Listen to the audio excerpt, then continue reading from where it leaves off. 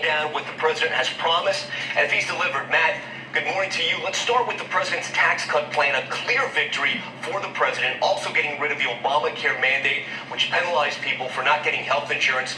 But Matt, also a reminder of a battle he hasn't won to fully repeal and replace Obamacare.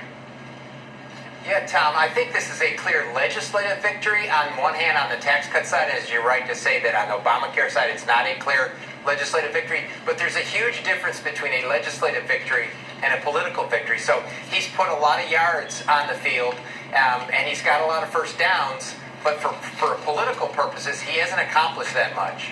All right, Matt, his signature issue on the campaign trail was the promise to build a wall and have Mexico pay for it. We've seen some prototypes, but that's still a promise he hasn't fully delivered on.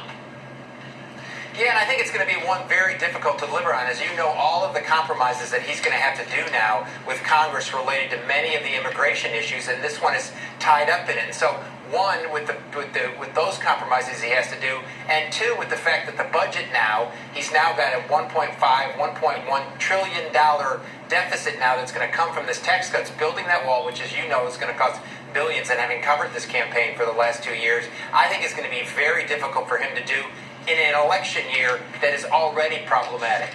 Yeah, he's going to have to find all that funding. Matt, I want to turn now to one of the next big challenges for the president, the midterm elections, and new reports about a heated meeting between the president's top staff, but also his former campaign manager, Corey Lewandowski, whose sources tell ABC News got into it with the White House political director, Bill Stepien. How worried do you think the president is about 2018?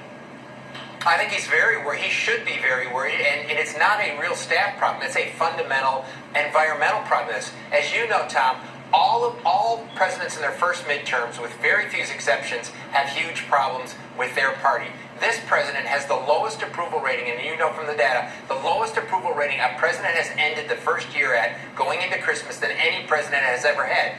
That and the fact that his party is disliked much more than the Democrats sets up for a huge wave for the Democrats and a big problem for the Republicans in both the House and the Senate in 2018. But he's also shown he's willing to get out there and campaign hard for candidates he does like and endorse. All right, Matthew Dowd for us this morning. Matt, thanks so much.